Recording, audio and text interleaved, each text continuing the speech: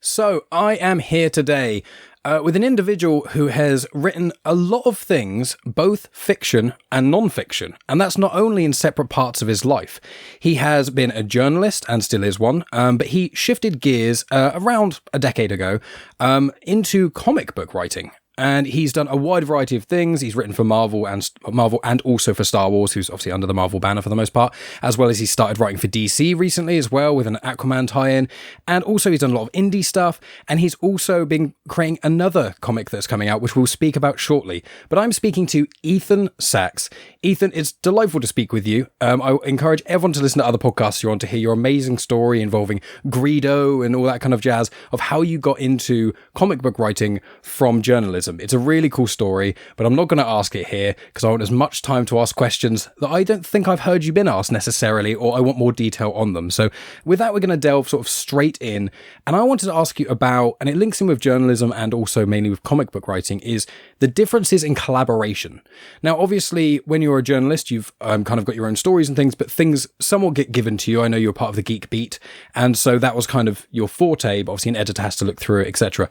When you write, an indie comic, it's a lot more about your creative space, but obviously there's still communication with the artist. And then with things like, existing IPs like Star Wars, you have to go through other elements as well.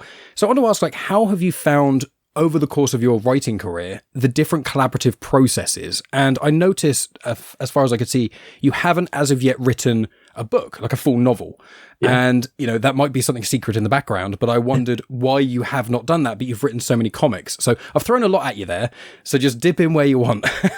I think there are certain things that translated well from journalism to comics. Well, for starters, the complete and utter panic over deadlines. Mm-hmm. So that, I kind of force myself to write on time, which I think is one reason that I keep working with the same editors. They're much like comics, editors are an important part of the puzzle with journalism.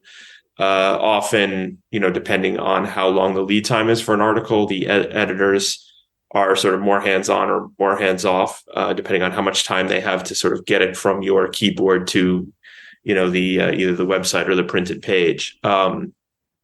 So I think that is similar, but certainly with an art team, that's a unique experience. The articles I've written in the past for the New York Daily News and for NBC News and for Wizard Magazine have largely been, basically the equivalent of prose. So it's just really my words with some improvement or for the most part by editors. Whereas with comics, you're working with the artist and it's such a visual medium that it needs to be a collaborative thing. And there are times like, for example, with Paolo Villanelli, where I would often basically leave let's say there was an action scene over 4 pages. I would say, Paolo, leaving this in your hands. Here are the key beats we'd have to hit. And I'd let him do his magic because, he's the sort of the visual expert on what would look good and what the choreography would be. So I think in that way, there's a lot more sort of trust. It really is it really is a team sport. A little bit more conversion. It's like you're trying to convey what you're seeing in your mind to the page, and then the artist has to then almost reverse engineer it to kind of get closer to what's in your mind. So it's an interesting relationship. And when it's important, I often have reference images that I put in the script. So for a Haunted Girl, here's what Marco Lorenzana, the artist, was based in Mexico, and my daughter and I were writing the scripts, and so we put, hey, this is what an American high school looks like, with the lockers in the hallways, and or here's what a sort of a good blueprint for a psychiatric ward would look like, beds and such things like that. So, but for and certainly for Climate Crisis Chronicles, which I'll probably get into later, that we had to be very sure that there were a ton of reference photos because we it was based on real life experiences by real people. And so we had to get that right. And as far as your question about writing a book, I have thought about it. I have been approached here and there about some nonfiction things, but to be honest, the economics and because I've never done it, I just don't know that I could suddenly peel myself away from other things to write a book. It's time consuming. Yeah. I mean, I'd like to do it one day. There's a possibility for something, but I don't have a novel. Like I have ideas, but I just don't know when I'll ever get to it because I just have a hard enough time getting from Monday to Sunday with deadlines and things like that. I can imagine. Yeah. I mean, if you ever write a novel, then I'll be one to purchase it. So you've got at least one sale here. I will say, with not to try in any way try to advise you on your career, because you've done a great job so far, but hopefully maybe with, obviously we've got the certain point of view novels, the three that are out now, which is 40 years as the anniversary of the original trilogy, all those individual movies. Hope maybe Star Wars will wait or Lucasfilm will wait, another nearly 20 years for the prequels, or maybe in 5-10 years they'll do, hey, let's do a prequel collection. And then if you ever did a prequel era short story to dip your toe into the novels, that would be amazing. So, or any Star Wars, well, it doesn't have to be Star Wars. I'm trying, you've written some incredible content, including, Haunted Girl, which we will shortly delve into, but just the idea, I think, with a novel as well, when I've spoken to people like Cavan Scott or Claudia, Claudia Gresh. I don't know why I said Cavan's not surname and then Claudia's first name. But like when they've spoken about it, it's like, it's kind of a juggling act, especially with something like the High Republic going on, where you're trying to do comic writing while writing your own completely separate novels, while also writing Star Wars novels. And you're a man who's got a lot going on at once, with all of your writing. So I can imagine that must be crazy for you. And I want to ask, sort of, linking in with conventions, I want to ask, with you being a journalist for as long as you were, especially on the Geek Beat, and you going to conventions and speaking to creatives, how did you find that your relationship with not just conventions, but the consumers of the media kind of shifted, like perspectives and things, as you've gone more into the creative spotlight? That's a great question. I mean, I just think because I came into this career change or midlife crisis, whatever you want to call it, kind of later, in my early 40s. I've never gotten jaded, and so a lot of this is kind of new to me. And so to hear, like, I just came back from a 5-city or a 5-stop signing tour for a Haunted Girl 1, and every stop I would have 3-4 people come up and just talk passionately about how much my work meant to them. In addition to other people were being polite while I'm signing, like they just really had long conversations with me and some of the mental health themes for A Haunted Girl. And they were almost crying. And so, it's hard to get, I'll never understand creators or, anybody who has fans come up to them. And I understand, like, it can be tiring if you're going to a million conventions and things like that. But I just, it's so humbling to have that kind of reaction. Which was definitely very different from when I was, sort of working the press side of things. So I think like that's been a big difference, is that sort of making a connection. Like I do think there were a lot of people reading my articles, but I don't know that it really changed anyone's life. You have to be a real big newspaper geek to say, wow. Yeah, got your byline tattooed on my arm. Oh, speaking of tattoos, I mean, you got a tattoo at a Star Wars celebration. Yes. I was at Europe, the Mace Windu. Yes, amazing, because you wrote the weapon. Fantastic. Yes. Yeah, so that is my gift to myself. I turned 50 this year, and that was my birthday present. I knew your loose age, but you do look very good for your age. Good well, sir, thank you. It's because I'm emotionally 15. that keeps you young. Yeah, I feel young, so I don't. Yeah. That's amazing. I mean, I want to ask, like, with a little bit more about Star Wars Celebration, because I saw you there. It was my second celebration. I'm obviously based in the UK, so I had only been to the one prior when it was nearly a decade ago, and only got to go for one day. I didn't have much money, so conventions are great, but they're expensive. So I got to go for all 4 days with my fiance Megan, and it was just absolutely incredible. And congratulations! Well, thank you. I proposed to her. I planned to propose to her that weekend, not at Celebration, but like I thought, if we're walking back from Celebration, because we stayed nearby, because I'm from the south of England, maybe if there's a nice park we walk through. No, at the tube station, she booked the place, was so close. You stepped out the front door and you could see the underground, and you're like. And I was like, great planning, not for me. So on the first day of Star Celebration, I had the ring in my pocket, and I was like, I need to get back to the accommodation and hide this somewhere, because there's no way I can have proposed to her at Star Wars Celebration. So that was a fun little adventure of me then thinking, how am I going to propose? So at the time, she wasn't my fiance, but she was, but she didn't know it yet. But when I saw you at Star Wars Celebration, like, you were so elated. You were so happy to be on stage, and it was so lovely, seeing the passion when you were speaking with Adam Christopher, and then also when you did the Marvel Comics panel as well.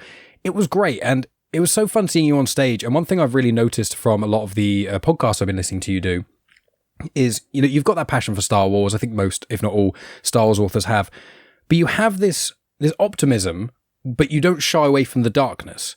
And linking in with that, I wondered if you could speak about your dad a little bit, because as I mentioned to you, sort of off air, and every listener of Genuine Chit-Chat will know my dad passed away 10 years ago, very close connection with Star Wars. And I just love whenever you speak about your dad and Star Wars. I know you've said it on podcasts before, but I just think it'd be really nice to hear a bit more about your dad and Star Wars. So if you could just tell us a little bit about Star Wars dads to you, because that would just, that'd be great.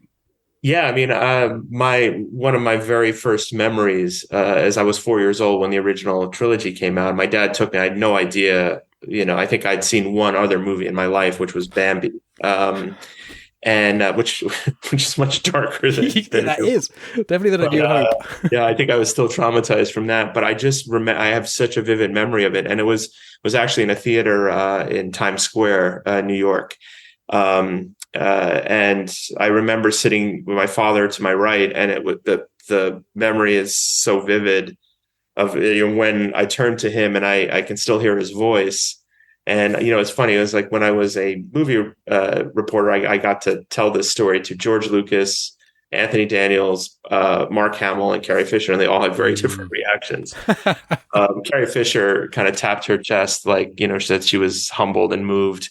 Anthony Daniels called me, "Oh, are you one of those crazies?" He's like, "How many times have you seen Star Wars?" And I said, honestly, I lost count at 60, but I know it's well north of that. And he's like, "I've seen it 3 times in my life. You are one of those crazies." Mark Hamill, who is just fascinating to talk to, went on a complete non sequitur in a different direction because he's sort of a rambler, and I mean that in a good way.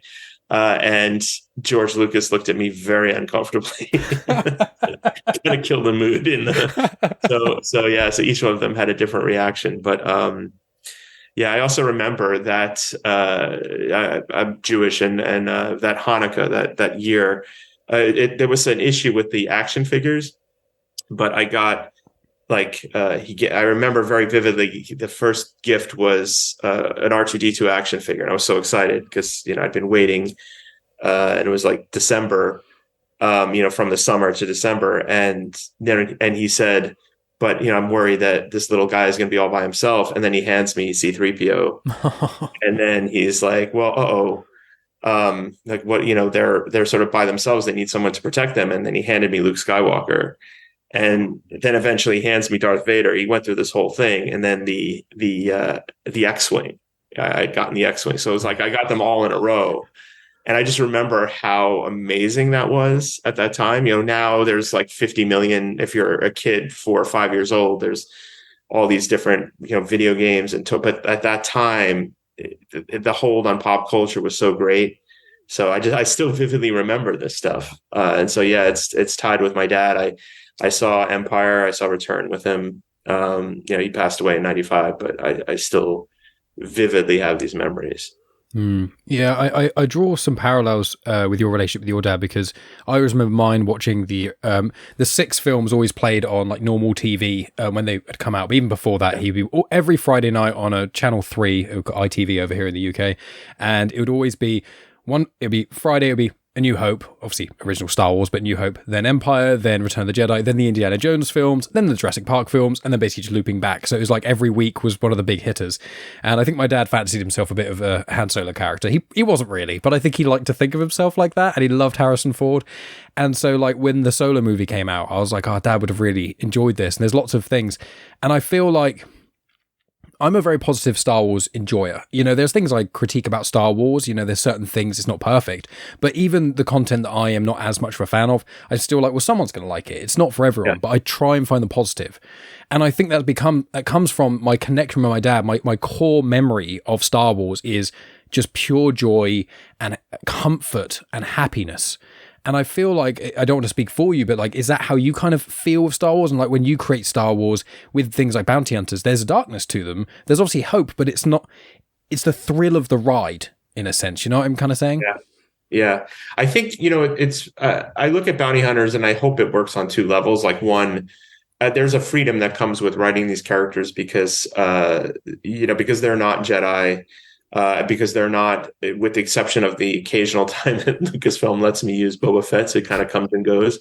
The most iconic character I might have is Bosk, who has like a minute of screen time total between two films. But he is still amazing, and I remember he was one of your favorites. He is amazing. The scorekeeper and stuff, like the way you write him is incredible.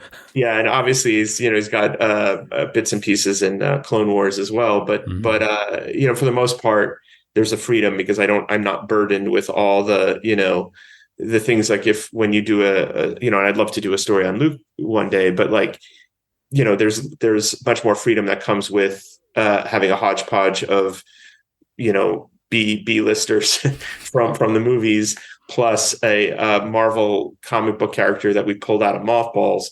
And then plus a bunch of characters that Paolo and I co-created. And so, there's a freedom to that. And I hope, because they're also sort of removed from the good versus evil battle that's waging in the larger galaxy, and they're sort of just kind of doing their own thing. So I have a lot more freedom, I think, that comes with that, which I've enjoyed, and I hope we give like a little bit of that sort of space opera fun. But at the same time, there's also like my way into Valance, the sort of point of view character, was very much to see him as a PTSD veteran.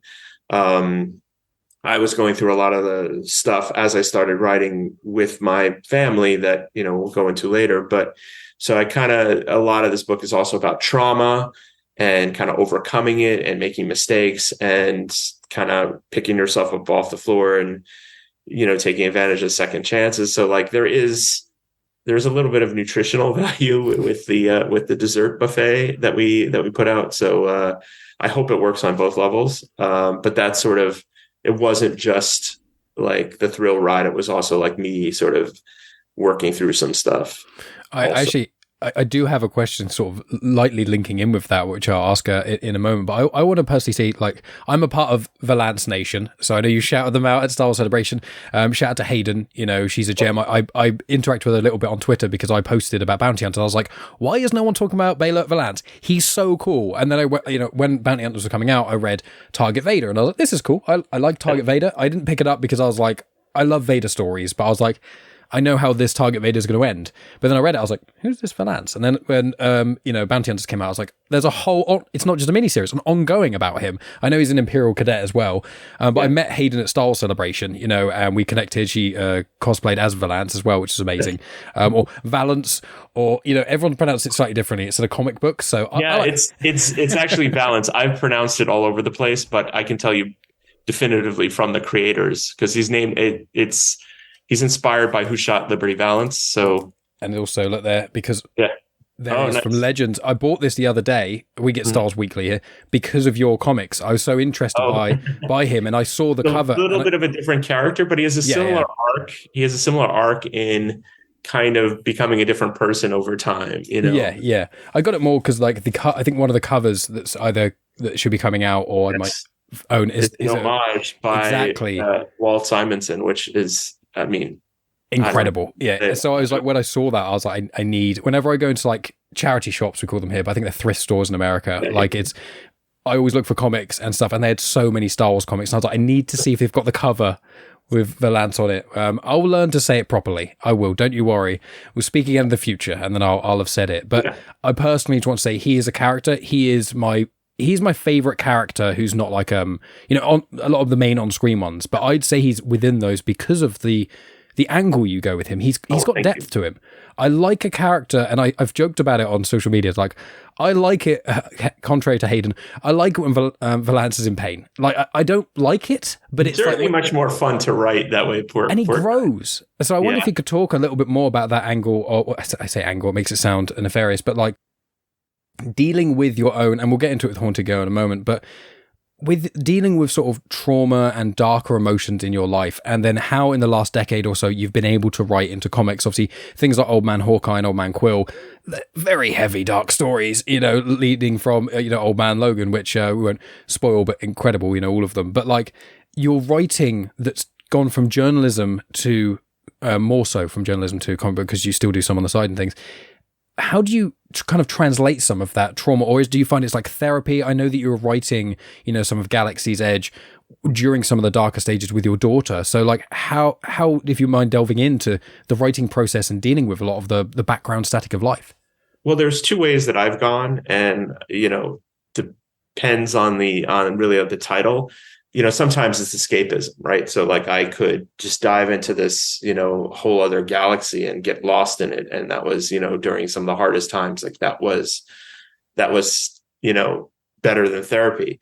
And other times you sort of exercise it through the art, right? So, when I was first approached for bounty hunters, just to use that as an example, my editor, Mark Panacea, was, he basically said, this is cool. Like he's going to basically be the action hero of the Star Wars. And that didn't interest me so much. I didn't want to do the Punisher in space. Like what I thought was like the awesome thing that I could do was, here's somebody who was critically injured in battle and he's been rebuilt, but he's kind of a little bit out of a loss to like how much is left.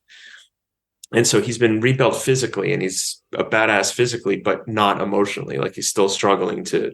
And so like that to me was like my way into the character. I found him just much more vulnerable and much more interesting to me. He could still have the badass action scenes. In fact, like, I don't think he knows how strong he is and like how competent he is, because he has that self-doubt and he has that, and he's just kind of changing over time. So that and even the current storyline where he's lost his memory, like that was a very personal sort of origin to that, because I've been worried about this as I've gotten older. Like I forget things like memories. I have struggled with names from like my distant past. And like what's occurring to me is like, I'm one of the last people that remembers the existence of like my grandparents or my father and like their voice. And like when I forget that, it's like they disappear in time. And so that has been something that has really bothered me. And so like I'm working through that, through the storyline. So it isn't just like, oh, what's the latest thing I can do to balance? It's like kind of channeling, I guess. So there's always something like that, but on the other hand, I can do something that's complete escapism as well. Like he fights Bosk or Boba Fett, has the interaction with the Vader. Exactly. It's like, this is nice. And I want to say, I love the comment you made on a previous pod where you were like when I spoke to Paolo last year, he was like, oh, I've always wanted to draw Vader. That's like my dream. And then I heard you say in a recent podcast, he's like, I know that Paolo really wanted to. So I asked Lucasfilm really nicely. And they're like, you can have, Vader in like a bounty hunter story, a little arc there. And just so Paolo got to draw him. And I'm just like, that's the wholesome energy we need from Star Wars. That's so beautiful. And when I read it, I only found this out literally the other day when I was listening to that pod. I was like, it didn't feel shoehorned in. It didn't feel like, why is Vader here? I was like, I love Vader Valance stuff. It's so weighted. There's so much complication there. And I think, as you said, like Valance doesn't know how strong he is. Like we've seen in things like Target Vader and other interactions since, he can hold his own better than almost anyone against Vader, especially someone who can't use the Force. Like he probably wouldn't win because it's almost impossible to beat Vader. Yeah. But that, that level, and I just love that little thing that you just put Vader in there for Villlanelli. That's just beautiful. Vader for Villlanelli. Well, I think like what made it such a magical to have an artist who, when all said and done, was I think on 31 of the 42 issues. That's almost unheard of in modern comics, to have that kind of long run. And so you get to a stage where you really work well together. And one of the things I would do is I would Skype with him and I would tell him, here's some things I'm thinking about for the next year. And we would just talk about it. I was like, what do you think if we did this? And normally you don't have to do that because like you're kind of in a hurry to do the scripts and get it to the editors and stuff. So by the time, or you don't even know who the artist is going to be like 4 issues from now or something like that. So to know that you have that relationship, I would often tell him. And I remember like talking about, a scene like, okay, we're going to have, his lover shoot him in the face and like he falls off a cliff and, and Paolo's giggling like a little child because he's like, oh my God, they're going to hate us, and so, it was kind of fun to do that. And then we talked about, although he is responsible for killing the Nexu, for killing Furball. Because he was just like, I can't keep, like, it's just too big and like so much texture. it's a hassle, like especially on smaller panels. Like, can we just get rid of this thing? So I was like, all right, I'll kill it off, and that'll actually help Vakara's arc and Losha's arc. So sure, but just so you know, like you're responsible for this. So yeah, he's had more input, I would say, than it just being like a, oh, here's the script, I'm gonna draw whatever's in the script. Like it's definitely been a synergy. And I can really feel it. I mean, with the other artists, they've done I know that the people at Marvel have been amazing at pairing you up with people, as you've said. So they're all fantastic. But yeah, I think with you and Villanelli, like really, you kind of created not quite the shell, but the first or the vast majority. It was almost that the other artists did a great job, but the characters already existed. You and Paolo had put together and created characters like Tonga and Losha and Tongor. So let's not forget about him. And like all these cool characters, and I think that's one of the things that's underrated about when there's these standalones. Like Aphra and Bounty Hunters are two of my favorite Star Wars runs because, as you said, Star Wars, the main run's great, but there's no dramatic tension. Charles Soule in the moment is doing a great job, don't get me wrong, and the prior run, they had some really good moments, but we know Luke's going to be fine, we know Lando is, etc., etc. There's just a couple of characters on the edge, on the fringe, that aren't as much. With Bounty Hunters, like, I'm sure no one knows this, and I'm not going to ask you this, but like, Valance could die, and but we don't know. And we have not seen him anywhere in canon exactly after issue 42. That's all I'll say. But I will also say one thing that I do want to mention about Paolo before I forget.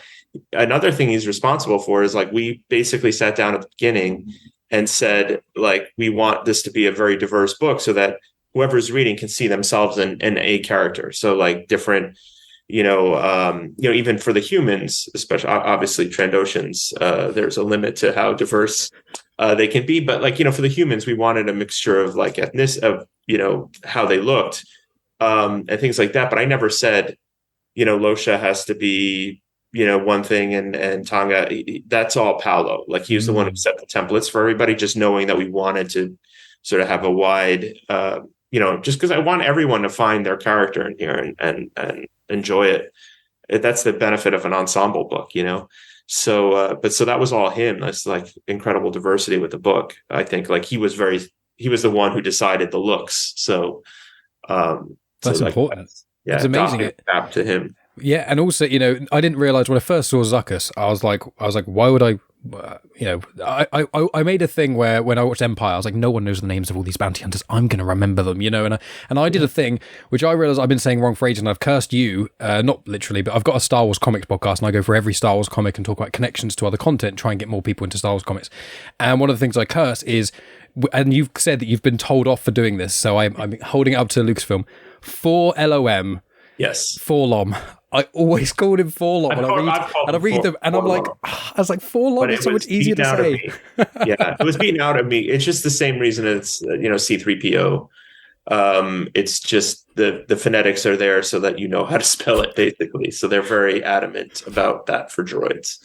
Which is fair. But I love the characters. Zuckuss and 4 LOM, they're just relationship. I could just...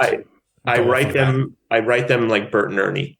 I write them like Bert and Ernie. They're the Bert and Ernie of Star Wars. That's how I visualize them. I literally titter like every time I write dialogue for them because they're like best friends.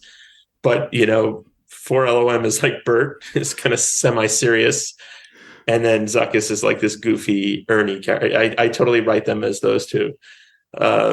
I laugh more with Zuckuss. I think for all the Star Wars comics I've read, and I've read all the canon ones so far, I adore them. And Afra's got some zingers in, but any time I get Zuckuss dialogue, I'm just in it because there's a moment, and I was cracking up when I was doing my Star Wars podcast, and I was explaining the plot loosely, and I was like, I just want to read out this tiny dialogue thing, and I read it, and I was laughing while recording, and it was basically like, it's like Zuckuss is talking to someone, and it's like, oh, you may want to be careful of this, friend, Losha or whatever, and then she like punches someone really hard, and he's like, oh, okay, sorry, and he's just this one little comment, he just takes a step away, and it's just the way he's like so...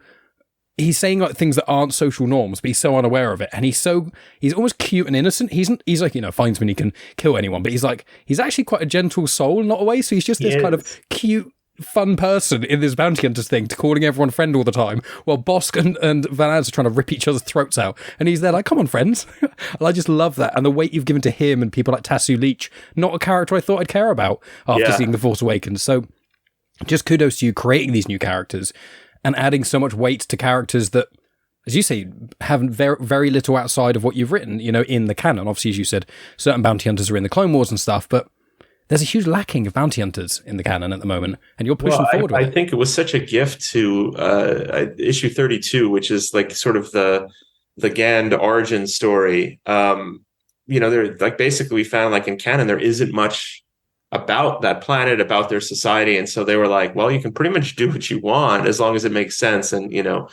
and so I kind of like this idea, like he was the runt of the litter.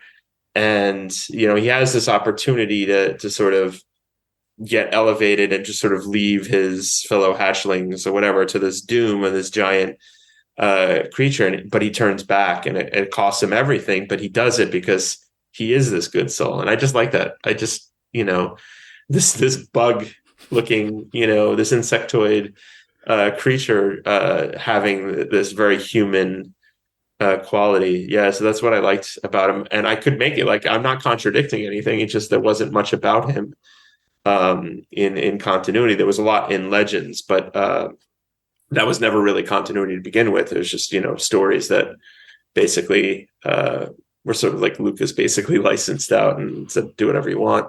So this is to have it actually tie into like the official story is amazing. Yeah, I mean, you've said that on record before. One of the best things about, like, one of the things I love about Star Wars, I tell people, I've gotten into Star Wars Legends, but I got into canon first, really. That's when my kind of, I had love for it when I was younger, but I came into it a lot more after Dad passed away and when the sequels kind of came back. And I was like, oh, they're resetting the canon. I can kind of almost start from the start again and catch up, which is what I've been trying to do. But I've gone back and there's some really great Legend stuff, don't get me wrong, but like, I love the interconnectivity of it. I say every Star Wars story I read, whether it's okay or it's phenomenal, it all connects together. And I love that part of Star Wars. Yeah. I mean, I could talk, I know stakes, which gives it stakes, it gives these stories, because like if you're really into, say, Harry Potter as an example, you read the books and you see the movies, they can be different. There's no reason, or just about any other franchise. And to have this connectivity like that, to me, makes the comic stories and the novels and everything that much more important. And people underestimate how much weight things like that go into when they're doing these big movies. Like people like Pablo Hidalgo and the whole story group really have to be like, there's been the odd minor thing, but I don't care what any haters say. Like the very minor contradictions in canon are so small. They never change story, never breaks anything. And the amount of effort and work that goes into making it all connect is next level. I've got the Star Wars Timelines book down there, and it's just like the fact they, there's a whole team who wrote that, and it's like that's a lot to deal with. So I wanted to ask, I could talk to you about Star Wars literally all evening, but there's a piece of content that people may be able to see my fairly badly quality camera in the background, a passion project for yourself. It's a lot more than a passion project. So I want to sort of devalue it with that, but it's something that's been very. The more I hear you talk about it, the more excited I get for it. I've read issue 1, I've checked through the previews of issue 2, and I'm chomping at the bit because I think it's a week or two. So by the time this comes out, issue 2 should be out.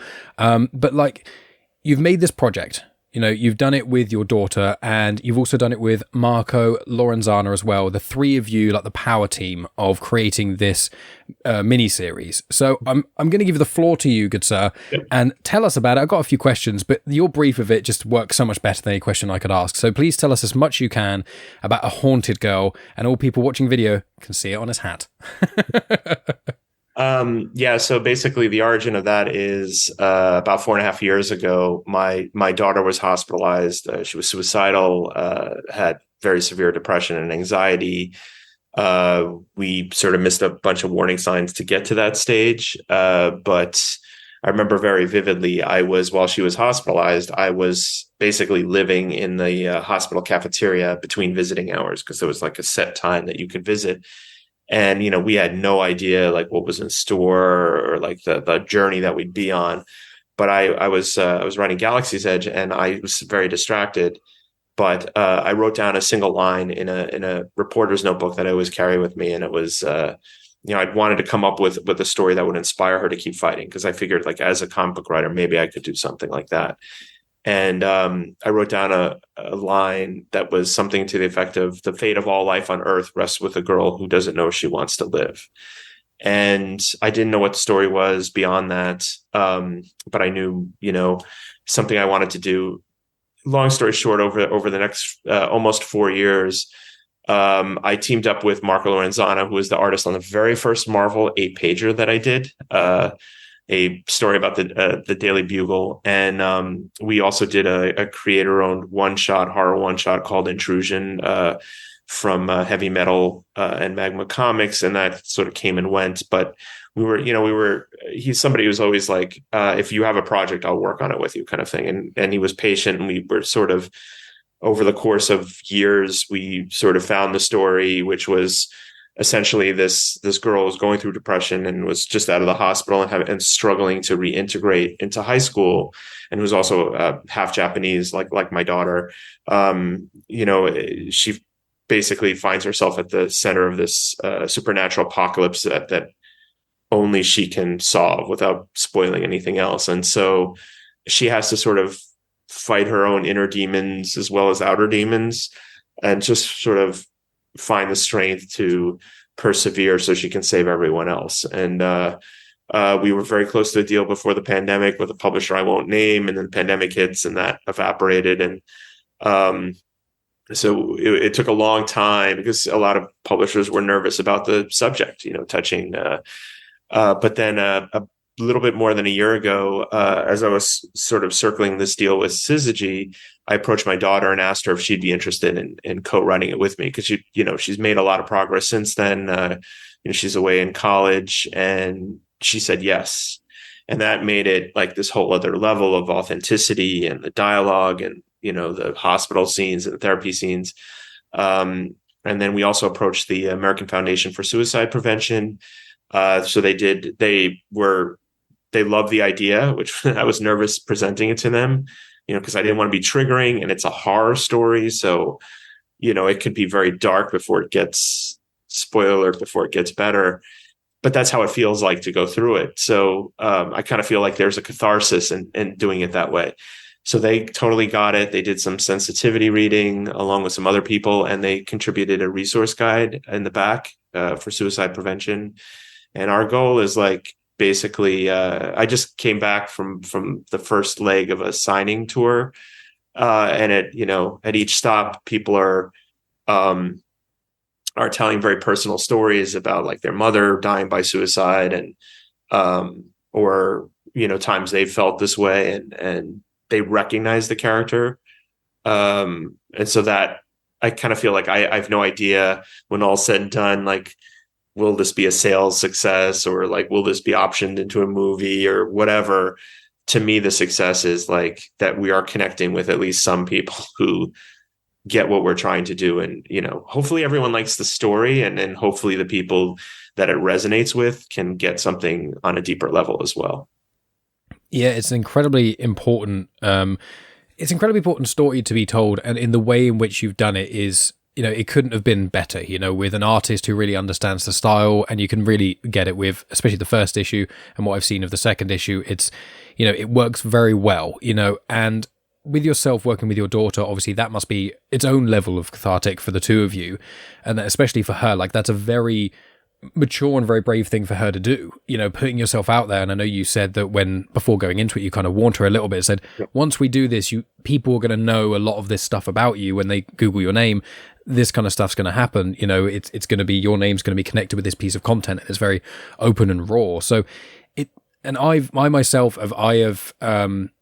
I've got friends who have had suicide attempts and battles of depression and things like that. And one thing that you've mentioned a lot in your sort of conversations about this is it is an ongoing battle. And I think that what A Haunted Girl does really well is it shows, it's very raw in showing what the individual is going through who's got the depression and the suicidal thoughts and those sorts of levels. But also you were very open about your own representation in a way in this book. It's not strictly autobiographical, but you said that there's certain things you've caught yourself saying, and then you've gone to therapy, you've spoken with your daughter, and you've realized that wasn't the right necessary thing to say at that moment, even though to you it feels it that way. And I think the dad's called Gus, and there's moments with that I think reflect you. So I wonder if you could talk to us a little bit about that. And I know you said there were certain symptoms that you may have missed and things, and just talking about the journey of you as a parent connecting, with Naomi, both with this book and throughout that journey. Yeah, I mean, I think the parts that are sort of parallels, like sometimes you say the wrong things with the best intentions. And to give you an example, like one thing we learned, which a lot of times if you have a kid who's, going through something, you say something like it's all right, or it's not a big deal, but it is a big deal to them, and you're minimizing it. Like it's like there's no empathy that they're feeling from you. You know what I mean? And so it's like, yeah, this problem that seems so big to you is nothing. You know what I mean? And what you're trying to do as a parent is just you're trying to make it seem like a smaller thing to try to protect them in your own way and to try to make them feel better, but you're doing the opposite, and that's just like a small example where, and it's something like, I just think it's natural as a parent because you're trying to make them feel better, or, a lot of times, um, like let's say when she was back from the hospital, there were large swaths of time where she was not going to school. Like she just couldn't get out of bed. And then you're starting to get nervous because you're thinking like, oh my God, colleges and all this kind of stuff. And so then you sometimes like you're clearly panicked, like you exude it, you know what I mean? And so you kind of make the situation worse. And like my wife and I had very different, like I was the kind of person who I would call the school and let them know what's going on and like be very vocal with the teachers. And my wife was more like, she's got to learn how to fail. And that way she can learn that life lesson now and she's like protected at home instead of it, so we were trying to like find a middle ground and things like, and I think over time we all got better at it. I think the big difference is my daughter still feels depression spikes, but I think like now she has tools to like know what to do to sort of minimize breathing exercises or ways to distract herself or like contacting one of us or, so I think the scariness of the suicidality is gone, but the depression is a lifelong thing. And the weirdest thing is she also has anxiety, and there are all these symptoms that I've had all my life, but I just thought like, this is normal, like I'm very obsessed with time. So if I have to be somewhere, I'm very panicky and I will be punctual. And it's like the entire world will end if I'm not there on time because someone is relying on me and I don't want to let them down. And which makes me a great writer to work with if you're an editor, because I'm never late, but it's probably not the healthiest thing in the world. So like I've had that all my life, but I kind of feel like one of the main reasons that there's so much more depression. I mean, there are many reasons. I do think it's, especially with younger people, it's gone up. But I also think like my generation, a lot was missed because no one was looking for it. It's just like, just power through, and I don't know if that's the healthiest thing. But I've managed to make it this far, just being neurotic, but functional. So I kind of learned a little bit about myself watching her go through this as well. Yeah. So, but I think, she's come a long way, even though she still struggles, but she lets us know when something, and she leans on friends and she's, more self-sufficient and like, it's part of growth. I was growing up, but of growth. And so, yeah, that's all good. Yeah. I mean, it's one of those things that when this can't be said for every situation that people have, because there's certain things that people go through, which is beyond imaginable. But I've found that for the most part, if I put my optimistic cap on, which is what I had to do when my dad passed away of cancer, so he got ill for like nearly 2 years and then, went. And so I had to kind of, that's the example I always give in this podcast is that's the worst thing that's ever happened to me. Yeah. But it's the best thing that's ever happened to my character. Going through that horrible event, and with that event, my dad passing away, it sucks, when you're 19, your dad dies. But like, it's one of those odd things where at some point in your life, you hope to outlive your parents. Mine was just far too soon. And it was kind of coming to terms with that. And it really changed my perspective. With other friends I've had who've gone through depressive episodes, who've gone through other, similarly traumatic incidents, if they get out the other side and they've got the support network and they've kind of, as you say, they've got the tools now, it is kind of in certain ways with what your wife was saying, in the now equilibrium of your house with understanding is, if you go through something like that, once they kind of fail, if they fail at this point, and they get through it. It's good they failed at that point because we were here. This was here. We now know for the future, that was a really dicey time. But now if we get nearer that point, we know what we can do to bring it back sooner, if you kind of see what I'm getting at. Like there's a silver lining to this, weight that's happened to you and your family. Yeah, no, I definitely think, it all built us to be stronger people, than we were 4 years ago, even if we didn't think that way at the time. And the other thing too is like, I think, one of the reasons for this book that I was so passionate about doing it is there's a stigma that should be completely outdated, but it's still hanging around. So people don't like to talk about it. And they feel like, oh, there's something wrong with my family or there's something wrong with me. And like, when this was happening to us, my daughter was going to a science and math school. It's like a very good academic school. And nobody talked about this stuff because it's like, oh, they're going to go to college and colleges find out that there's something wrong with my kid or whatever.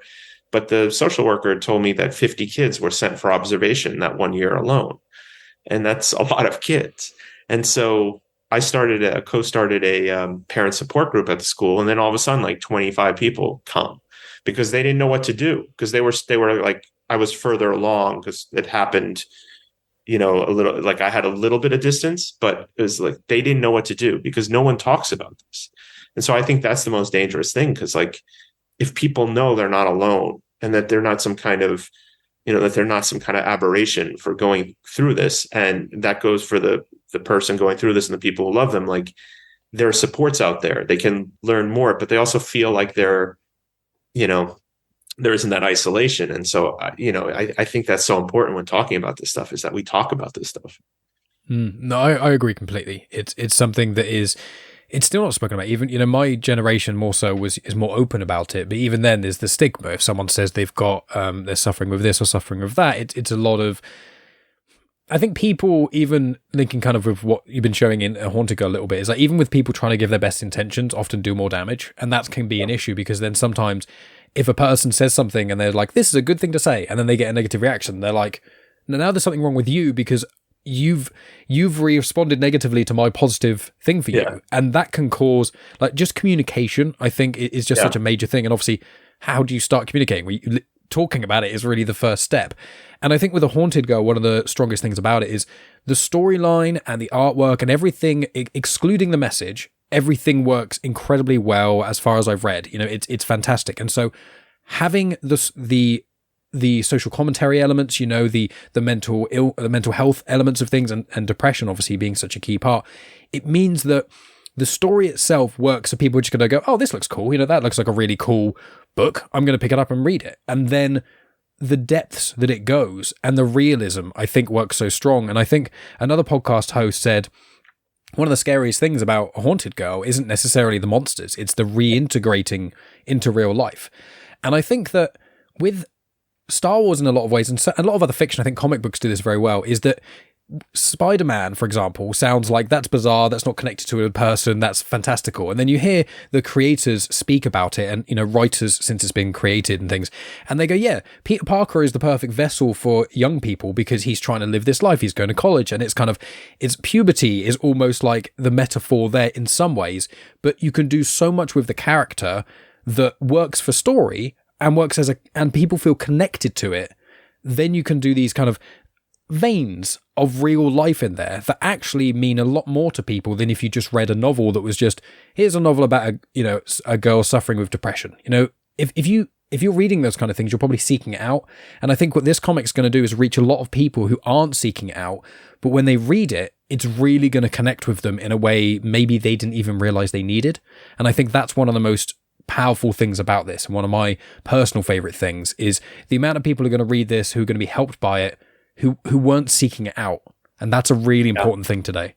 That's my hope, and then there's always like, we're doing everything we can to spread the message because I don't know that everyone will find it on their own. If they stumble on they see it on a rack or, at a comic book store, are they going to know what it's about? You know what I mean? And so we've done, a fair amount of press. We've gotten some like mainstream press, but you still hope that it gets out there somehow.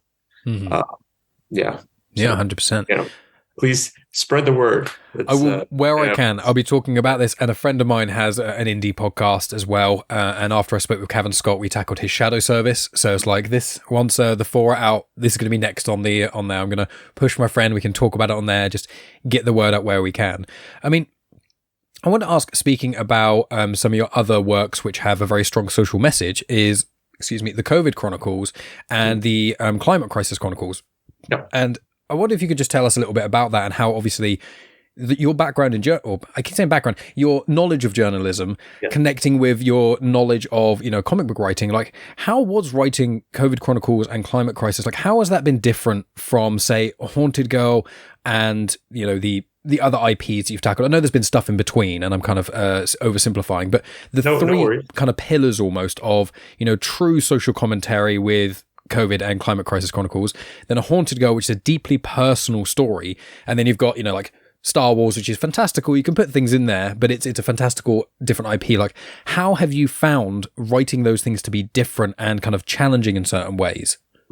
Well, I would say those two AWA Studios books, COVID Chronicles and then Climate Crisis Chronicles, were basically some of my career best or my career favorites as a journalist. And they won awards as well. Yeah. So like basically the structure of those were like, I would talk to somebody who was at the heart of, in the first case, the global pandemic in March, April, May 2020. And then, there would be like long in-depth interviews. And then I would get reference photos for Dalla Bartologic, who's the artist, and basically like we would get a lot done that would get us close to a video, capturing what they were doing, but sort of going back in time. Like that was our goal. It was like to sort of recreate this as authentically as we could, as like, genuinely as we could. So it was a painstaking process. And like the way it all started was Axel Alonso, who was the editor-in-chief at Marvel when I started, and he was the one who basically put me on Old Man Hawkeye. He started AWA Studios, and their very first comic came out the week that everything shut down. And everything, I'm sure it was the same in England, where the printing presses grinded to a halt. The trucks stopped going. There was nothing coming out for a while. And at that same time, both Axel and I live in New York. You would hear like we were the epicenter of the global pandemic for a while, and it was like a horror, like a horror movie, like a zombie movie or something. It would just be sirens nonstop. We were basically isolating in our homes. People were clanging on their pots at 7:00 from the rooftops, and so you would hear this, to show support for the first responders. And Axel called me and he's like, I think we can do this in an online version because everything's shut down, but I want to do something about real heroes, and I'm calling you because you're a journalist. And actually I was working at NBC News at the time as my part-time job, covering COVID. So like it was this perfect, sort of meshing of my two worlds. And so I started by interviewing a couple of people that I knew. One was a reporter for the Daily News who was literally knocking on people's doors when the first victims, and like talking to their families, and was, he basically sent his family away because he knew there's a good chance that he's bringing it home. Keep in mind, like now with vaccines and whatever, it's no longer, people are no longer scared for their lives for the most part. But certainly back then there was this, people were getting it and dying, So I talked to him. I talked to a friend who was emergency room doctor in Toronto. And basically I got them to be the first, the first stories so that I could show it to other people. And actually at the signing I did in Florida, this respiratory therapist from Orlando who intubated patients, then got sick himself, almost died, was saved by his coworkers, and went back to work 6 weeks later. Wow. I did a chapter on him, and I had never met him before, and he showed up at one of my signings this week. So that was kind of cool. But yeah, so anyway, that we won an award for that, New York Press Club Award. And so they were like, what would you like to do next? And then the next one was Climate Crisis Chronicles. And that was like that's sort of my passionate issue. So I wanted to make it global. And the cool thing was I had carte blanche to pick who I wanted. And I spent like almost a year sort of on the side working that. Yeah. So amazing. We'll start to wrap up here because you've been very generous with your time, so I hugely appreciate that. I did just want to ask though, with the Climate Crisis Chronicles, was that the novel which like 70 copies was bought by your high school, and then you went and spoke to them? It was October, wasn't it? Like last month. Like how was that? Because I keep in the podcast, I keep hearing you talk about it about to happen. So this is just for me. No one else probably knows what I'm on about. But how was that for you? Great. It was good. I actually go and give a talk there every semester. About journalism. No, about writing to make change is the name of the class. I see. Amazing. And I just have like a weird career where I've kind of done a little bit here, a little bit there. And so, Miss Toms is the name of the English teacher, and she brings me back every semester. But now, starting this year, they're using my book as a textbook. So that's kind of weird. Amazing life. You've all of your different things, and I've found this happens a lot of people's lives. Is you had your journey through journalism, and it continued to do so in certain ways. But like that that directly fed into your comic book career, as people will hear from other stories. Greedo's the hint you get. But then obviously that has kind of all culminated into, you've said two of your best piece of work in certain ways have been the COVID Chronicles and the Climate Crisis Chronicles, which obviously held in very high regard. And that's kind of merging the two worlds of journalism and comic books together. And now you've got something even more important to you than that. And that's A Haunted Girl. And that is something which combines, what you've learned about being a comic book author, elements of journalism as well go into that. And especially when you've, spoken with Naomi about what it was like doing certain things and that collaboration, that connection with your family. And if you hadn't done journalism that led on to comic book stuff, you wouldn't have created A Haunted Girl. And although your family got through that very difficult time without the need for A Haunted Girl, that could get other families to go through that time. And that has probably helped you as a family and as a group grow as well. So it's just amazing that it's kind of all come in a full circle in certain ways. And you were joking about your age earlier, but like you've got many decades of great writing ahead of you, and I will be following you as an independent creator throughout as much of it as I possibly can, because your passion is infectious. Your stories are amazing, and you just seem like a nice guy. So it's just amazing to have listened to you so much and to speak with you. So please, one final time, I know people can follow you on social media, do all that sort of, all your usual plugs, but your last thing you want to say to the audience to promote or talk about anything else, and we will wrap up. Yeah, I mean, I guess you can find me on X as long as it exists, at Ethan J. Sachs. I'm on Instagram. There are not many Ethan Sachs out there. I'm on Blue Sky now. It's just Ethan.Sachs or EthanSachs.BlueSky. And so, you can find me out there. No, I mean, I just appreciate the time. I'm always bad at sort of selling myself, but, I do ask if you get what we're trying to do with A Haunted Girl, then please spread the word to someone you think would be interested in it, be helped by it. That's all I ask. And there's a lot of stuff I can't talk about that's coming out, although they did announce Jango Fett, which I'm pretty excited about. That's a character that I've loved, especially from the prequels, because I kind of see him as Boba Fett without much baggage coming. Baggageless Boba. yeah, exactly. Like there isn't as much official continuity sets, so I can kind of play with a lot. But yeah, I'm doing some other exciting things for Marvel and DC and Dark Horse that I can't talk about just yet, but just keep an eye out for that. Follow you up, and I'll be consuming as much of it as I can, and maybe I'll have you on again at some point in the future. I'd love to talk about Jango and Boba, some differences. It would be amazing. And when A Haunted Girl's finished, I'd love to be able to talk about that. So no pressure to you, but maybe in a year or so have another chat about stuff. It'd be really cool, especially when Bounty Hunters is finished as well, because you know what's happened, but I don't. But I'll know soon. Well, that's amazing. I'll wrap up here, and I'll stop recording in a second, but I just want to ask you something quickly off before I let you shoot off. But just thank you so much again for your time, Ethan. I hugely appreciate it, and it's just been a delight to speak with you, and I'm sure my audience would agree. Likewise, and thank you for your time.